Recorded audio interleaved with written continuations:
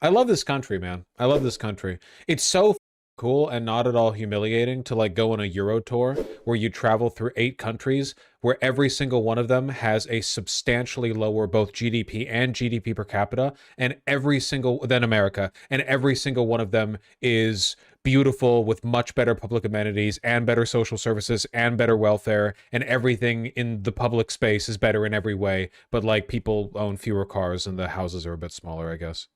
I hate it here, dude. No, you don't, bitch. Otherwise, you'd move. You know why I haven't moved? Because I live in Seattle.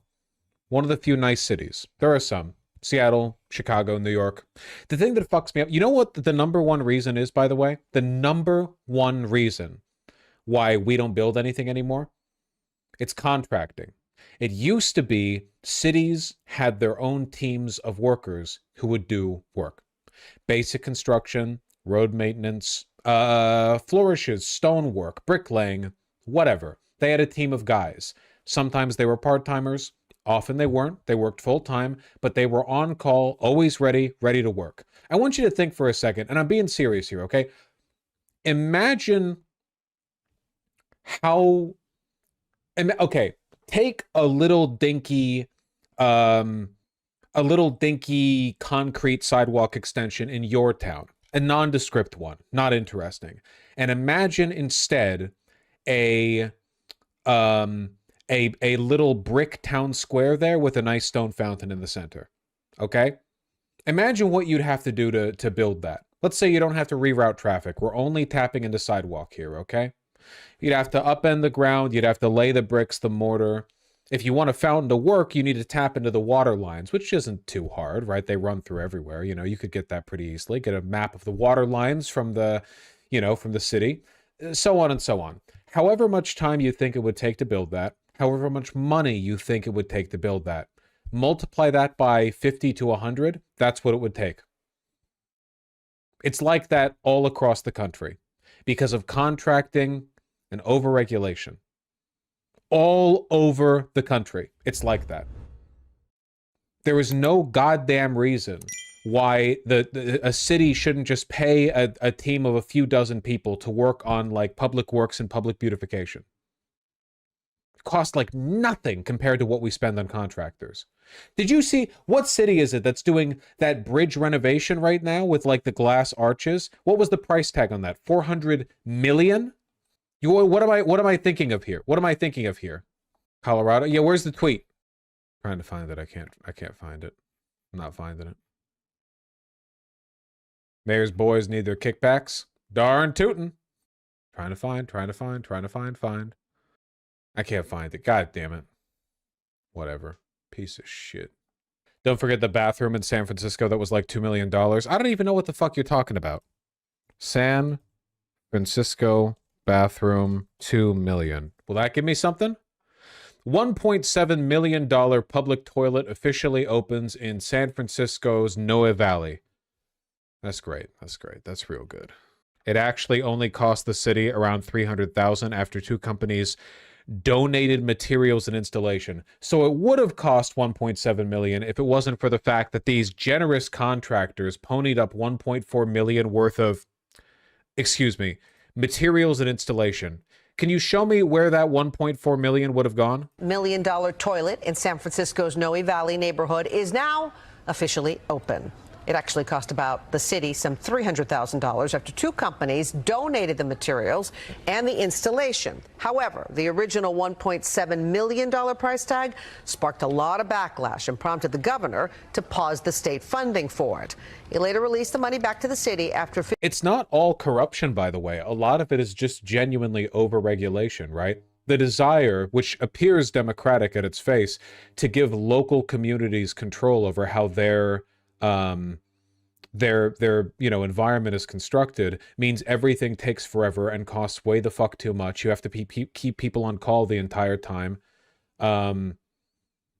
It's not all corruption. Abundance arc? I believe that shit. And by the way, I've been talking about overregulation long before Derek Thompson, that other retard, put pen to paper, okay? We're not out here doing any Matt Iglesias shit. Man, now predominantly not. Did you see that they're doing a new lib paper? And it's got, for some reason, Matt Iglesias, who is a idiotic sociopath, and Matt Bruenig, who's a smart and cool person, on the same paper? You see that? Like, what are they going to talk about? Officials promised to build 2 or 3 public toilets, not just one expensive one. You kind of wonder how an item like this kind of budget could grow to this, because I mean, it basically seems like a very basic toilet. Where did all the money go? Flush down the toilet? Don't know. This is a uniquely American problem, by the way. They do not have this problem, at least not to this extent, in many other countries. The project put a spotlight on how difficult and expensive it can be to build in the city. Mayor Breed now proposing legislation that she says will save time and money on small public projects like that Noe Valley toilet. Well, that'd be nice. Can somebody not find that like $400 million bridge renovation? None of you found it? You people are useless. You found it? No, this isn't what I was looking. 400 million was not an exaggerated number. I meant 400 million. $29 million pedestrian bridge. Democratic Governor Jared Polis is dropping his unpopular idea for a $28.5 million pedestrian bridge on the front lawn of the state capitol. And amazingly, Polis is trying to take credit for blocking his own legacy project now that it's clear that Coloradans overwhelmingly oppose it. Sometimes the online buzz is different than the reality. The buzz about Governor Polis's legacy project was bad, real bad. $28.5 million pedestrian walkway on the front lawn of the state capitol had been described as a lot of things. Fucking ugly? Are we being real? Why? This is a neoclassical building. You need symmetry. What? This isn't a modern building. Why wouldn't you just have like a big arched walkway right here that goes over the... Like you could have like it start right here on either side of this staircase and arch over and connect right here. Described as a lot of things. Financially irresponsible, said his fellow Democrats. Completely unnecessary, if you asked Historic Denver.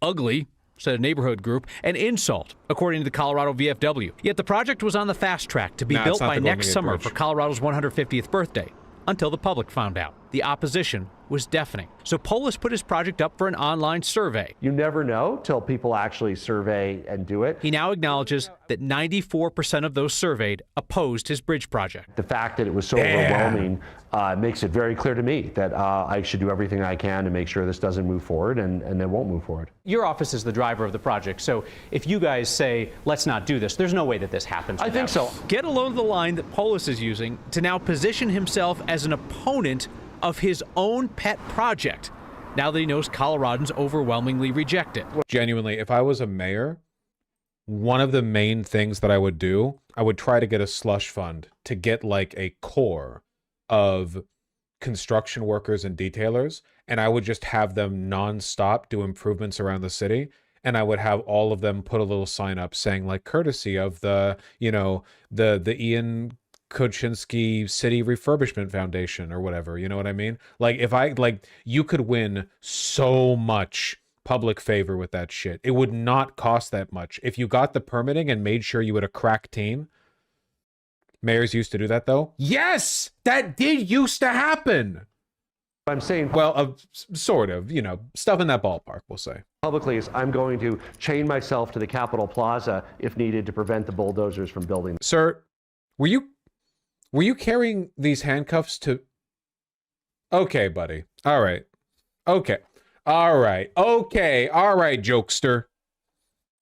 Well, I'm glad you're willing to do it, and it wouldn't just be me out there. The state has already spent an estimated $1.5 million on the project. Polis didn't answer directly when I asked him if that money had been wasted, but he did say he hopes some of the spending related to artwork can be repurposed on a traveling exhibit to go around the state, where 94% of people surveyed agree on something. Perhaps.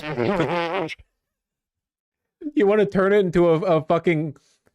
A fucking rolling wagon show? We finally got a 94% consensus on an issue in America? You're right, that is pretty rare. 1.5 million spent on that 3D render, by the way. The first time in state history. The governor's bridge proposal being dropped could humor. free up funding for Colorado's 150 commemorations elsewhere around the state. Last week here, we reported that Colorado 150 Commission members, people handpicked by the governor, were running into trouble fundraising for their projects around the state. I don't think this shirt is appropriate. I think you need to go one level up on formality. Also, here's a hint. This one's a freebie, okay? Guys, you don't want to do a pocket square like this, okay? Just take it, bunch it, fold it, stuff it in there. You know, you don't want some well-ordered little needle points like you're a waiter arranging a napkin in an expensive restaurant, okay? Because they were competing for the same donor dollars that were being solicited by the governor for his bridge. I know it. Whoa. You know it. Where am I? Where am I? Who is this? Oh, God. I look at this format. I look at these men. I look at the colors on the side of the screen. I worry I'm about to hear the N-word, which would upset me deeply because I've always considered myself an ally to, even a brother to, the African-American community.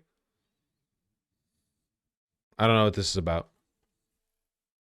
Well, I'm glad this dipshit has a good sense of humor. He's a fucking weirdo.